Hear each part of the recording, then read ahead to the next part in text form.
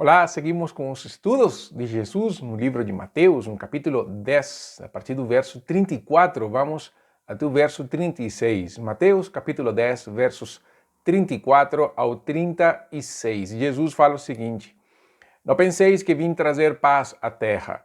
Não vim trazer paz, mas espada, pois vim causar divisão entre o homem e seu pai, entre a filha e sua mãe, e entre a nora e sua sogra. Assim, os inimigos do homem serão os da sua própria casa. Isso nós vemos que conhecer Jesus, então, cria inimizades nos círculos mais íntimos. Conhecer Jesus, então, traz mudanças significativas na nossa vida. Nós podemos ver na Bíblia tudo isso. A Bíblia fala que nós somos escolhidos de Deus, nascemos de novo, somos justificados por Jesus, então não há mais condenação para aquele que está nele. Somos adotados pelo Pai, não somos mais estrangeiros, desconhecidos, alheios. Deus nunca poderá falar, nunca vos conheci. Somos santificados pelo Espírito Santo, não vivemos mais para satisfazer os nossos desejos pecaminosos. Aliás, esse é um dos conflitos do crente. O maior conflito que nós temos é a luta que há entre cumprir a vontade de Deus e satisfazer os nossos próprios desejos. Isso somente é possível, nós podemos vencer as tentações através do poder que o Espírito de Deus nos dá. Vivemos então para a missão de Deus, nós não vivemos mais para nossos desejos, nós não vivemos mais em função do nosso egoísmo, nós vivemos para a glória de Deus, para a missão de Deus, para que o nome de Deus seja glorificado ao longo da nossa existência. Então temos também uma nova pátria. A Bíblia fala que nós aqui somos peregrinos e estrangeiros, e do lado do reino de Deus nós não somos mais estrangeiros ou pessoas que estão de passagem, nós somos concidadãos dos céus. Então, a nossa pátria é celestial, está aqui. E essa mudança, é claro, ela vai trazer um conflito na vida nossa. Por quê? Porque essa mudança cria automaticamente o rompimento com tudo aquilo que para nós são princípios e valores culturais. Para a sociedade do Oriente, romper, então, a mudança de fé, mudar a fé, era sinônimo, ou é sinônimo até hoje, de rompimento com a família, com as tradições familiares, com a fé familiar. E isso cria grandes conflitos que, se nós olharmos um pouco a história dentro do contexto de missão, olhando para as missões mundiais, olhando para o contexto de missões transculturais, nós podemos ver que quando se crê em Cristo, a família rompe com a pessoa, rompe com esse convertido, e inclusive a própria família se transforma naqueles que vão denunciar o novo convertido ao ponto de desejar a perseguição deles. Em muitas histórias de missões, uma das coisas que eles contam, as pessoas convertidas, que a família falava: eu preferiria que você tivesse morrido antes de se transformar num cristão, eu tivesse preferido que você se tornasse qualquer outra coisa antes do que um cristão, porque o cristianismo cria esse senso, a pessoa vai romper com o passado. Para a sociedade romana, era a mesma situação também. Então não era somente os judeus que sofriam isso, também, e nós vemos isso um pouco mais na frente, quando Paulo escreve aos Romanos e aos Gálatas, essa mesma ideia. Crer em Cristo significava um rompimento com a família. Como nós sabemos isso? Porque tanto Romanos quanto Gálatas, Paulo fala sobre a adoção. E a adoção é justamente isso. Se a sua família te abandonar, não tem problema, porque você pertence a uma família maior, você pertence à família de Deus. Então Paulo trabalha com eles o conceito de adoção para que eles saibam que eles não estão sozinhos, que mesmo que a família os abandonasse, eles teriam então uma família na qual eles se acolherem, que é a família de Deus. Então isso acontece até hoje. Nós temos famílias fortemente tradicionais dentro do nosso contexto, que eles colocam então para o novo convertido uma condição, uma saia justa muito grande. Quando eles falam assim: então você vai ter que escolher entre a igreja e nós. E isso cria muita pressão nas pessoas, isso cria muito estresse nas pessoas. As pessoas ficam estressadas por isso, porque não sabem o que fazer. Por um lado, na nossa sociedade, há muito vínculo familiar, é muito forte dentro do contexto de família, o desejo de agradar os pais, de agradar os parentes, os avós, os tios, os primos, aqueles que nos criaram, sempre há esse senso de desejo de cuidado. Mas quando Jesus fala este texto aqui, e nós, olhando o contexto das palavras de Jesus, ele está falando justamente de segui-lo, de servi-lo e de amá-lo. Então, quando Jesus fala assim que ele ia criar, ele se tornaria uma causa de divisão, nós temos que entender que isso pode acontecer. Essa mudança em Cristo, a nova vida, a nova realidade, a nossa nova natureza, a nossa nova identidade, pode criar um rompimento com a nossa família. E essa é uma realidade que nós temos que assumir, que nós temos que aceitar. Isso pode acontecer. E se acontecer, é um momento em que nós, como igreja, devemos aprender a acolher a pessoa. A fé em Cristo é mais do que uma crença. É mais do que simplesmente dizer eu creio. Não, a fé em Cristo vai muito além. Ela é a transformação integral da existência por causa da vida de Jesus em nós. Nós nos transformamos, nós não nos transformamos, aliás, nós sofremos a transformação que o Espírito de Deus faz em nós. Ele nos faz nascer de novo. Ele nos santifica através da palavra e da oração. Em Cristo somos justificados pelo Pai. A obra trinitária da salvação se manifesta nesse momento e isso, então, muda nossa vida, muda nossa existência, muda nossos valores, muda tudo. E quando, então, a família começa a perceber isso, eles vão entender que nós andamos por outro trilhar, que nós queremos seguir a Cristo nos termos dele, não nos termos da família. Isso envolve que a prática da vida cristã se transforma para nós numa prioridade por causa do nosso amor ao Senhor. Então, quando a família ela deseja ser louvada e adorada mais do que Jesus, entra o conflito. Então, Pedro também fala isso. Pedro fala que a fé gera conflitos nos relacionamentos com as pessoas mais próximas, familiares, amigos.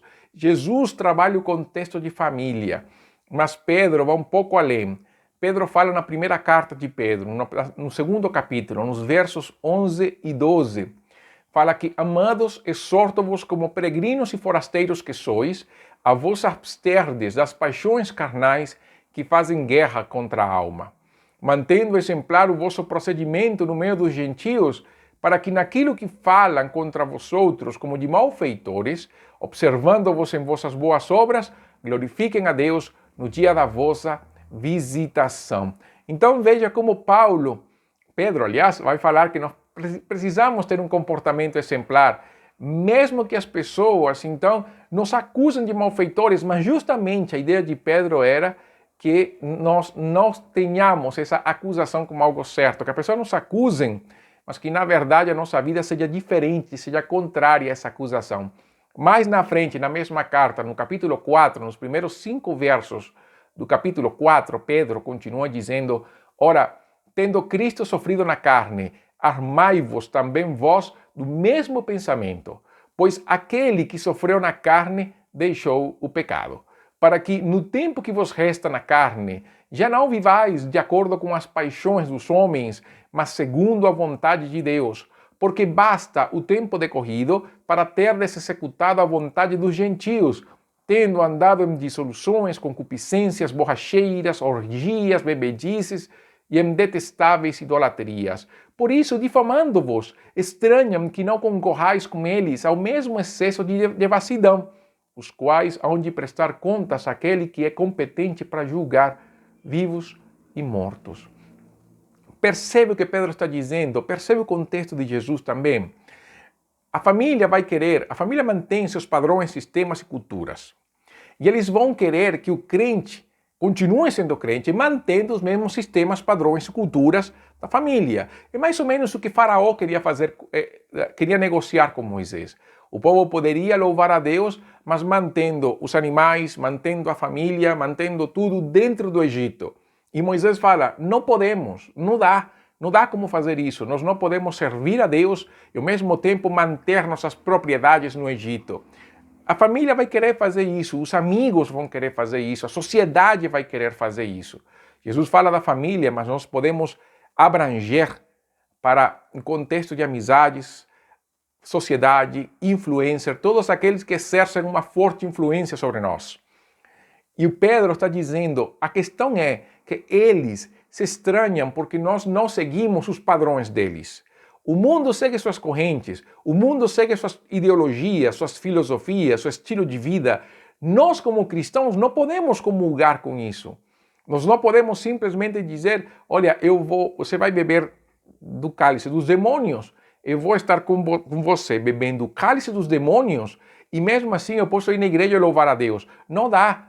1 Coríntios, Paulo é muito claro com isso. Nós não podemos beber do cálice do Senhor e participar do cálice dos demônios. Nós não podemos participar das coisas que difamam o nome de Deus, que blasfemam o nome de Deus, através inclusive da nossa própria associação. Então, essa é a questão. Jesus fala de conflitos em casa, de brigas constantes, de manifestações de ódio por causa de segui-lo. Entendamos que quando seguimos Jesus, nossa fidelidade muda totalmente. A nossa fidelidade agora está em Deus, sua palavra, o ser de Deus, sua pessoa. Por isso haverá ocasiões em que confrontaremos nossas famílias, principalmente nas suas práticas pecaminosas e devassas, como fala Pedro. E isso acontece quando não praticamos e ao mesmo tempo denunciamos as atitudes e atividades pecaminosas deles. Não podemos então deixar de pregar o evangelho à nossa família. Nós não podemos fazer isso. Nós não podemos deixar de mostrar o pecado que estão cometendo contra Deus por medo a vai que eu falando a verdade eles se percam. Eles já estão perdidos. Eles já estão sem Deus. A vida cristã cria esse conflito e ela é muito dura. Porque acontecem situações em que nós devemos nos posicionar pelo Evangelho, pelo nome do Senhor, e nós sabemos que isso vai criar um conflito muito grande com as nossas famílias, com as nossas amizades, com o nosso círculo de influência, com a sociedade. Mas nós temos que ter a ciência, a certeza de que nós estamos fazendo isso pela vontade de Deus, pelo amor que nós temos pelo nosso Deus e que estamos agindo com compaixão e graça. Então, se nós estamos fazendo isso, a questão é, nem sempre dará os resultados que nós esperamos. Nem sempre as pessoas vão dizer, é verdade, eu me arrependo daquilo que eu falei, olha, você tem razão. Nem sempre isso acontece. E quando isso não acontece, a nossa tendência é de tentar ceder então espaços, ceder então condições, dar condições, condicionar para ver se eles conseguem então melhorar. Mas se você já fez isso, eu já fiz, e com certeza alguns de vocês já fizeram, se alguém não fez, nunca faça isso. Por quê? Porque não muda, nada muda, as pessoas não vão mudar, e por outro lado o seu testemunho fica manchado. Porque na hora de você então confrontar, falar, eles vão mostrar aquela concessão que você fez e vão jogar na sua cara e vão dizer, agora você fala aquilo quando você nos concedeu isto ou outro. O testemunho se perde e vai ficar muito ruim depois. Então, o que é melhor? O que nós podemos fazer? Em primeiro lugar, nós temos que entender que este conflito é real. Nós vamos ter conflito nas nossas casas, nós vamos ter conflito com as nossas famílias que não conhecem Jesus, com o nosso círculo de amizades. Isso ficará abalado, ficará quebrantado. Isso é uma relação que nós temos que aceitar. Não será a mesma coisa. Por outro lado, aceitando isso, nós devemos então nos aproximar ainda mais do Senhor e nos aproximar ainda mais da nossa comunidade de fé, a igreja local. Mas entenda uma coisa, não estou dizendo, e Jesus não quer dizer que nós tenhamos que deixar de pregar o Evangelho para eles. Muito pelo contrário, Jesus está dizendo que estes são consequências de termos uma vida com Deus, de termos uma vida em que nós pregamos o Evangelho, então essas coisas vão acontecer. O que nós podemos fazer então? Manter o testemunho, mantenha o testemunho firme da sua fé, não crie concessões e aguarde pela compaixão de Deus com relação a eles. Mantenha-se orando pela sua família, leve no círculo de oração da sua igreja, nos grupos de intercessão da sua igreja, com pessoas que possam orar, e que Deus conceda então outras pessoas, outras situações, outras circunstâncias na qual o Evangelho possa chegar a essas vidas, mas mantenha a firmeza da sua fé. Amigo que me ouve, parece que seguir a Jesus é difícil e certamente ele é. Mas entenda uma coisa, nós seguimos Jesus não pelos benefícios terrenais que ele nos dá. Nós seguimos Jesus pela glória eterna que está sendo reservada para aqueles que amam o Senhor. E não somente por isso, nós seguimos Jesus porque não há outra razão de viver a não ser Cristo. Os nossos pecados nos afastam de Deus. Somos pecadores, a Bíblia fala isso, e como pecadores estamos afastados da glória de Deus. Jesus veio então a fazer aquilo que nós não conseguiríamos fazer: encontrar a paz com Deus. Nós não temos como mostrar as nossas obras como obras de justiça e que Deus possa dizer, muito bem, não tem isso, nossas obras estão cheias de maldade e de pecado. Então, Jesus veio justamente a dar a sua vida por nós, a entregar a sua vida para ele então levar na cruz a ira de Deus que correspondia a cada um de nós, dos que cremos nele. E quando vemos isso, nós entendemos que fora de Cristo não há esperança no amanhã, não há esperança na eternidade. O nosso destino então será o destino que está reservado para todo aquele que não crê, que é o inferno, a eternidade sem Deus. Mas quando nós nos arrependemos dos nossos pecados e cremos em Cristo, entendemos que há uma mudança de vida, como falei no começo. Haverá uma transformação do nosso ser. Entramos, então, como filhos de Deus, numa novidade de vida. Vai ter conflitos? Vai.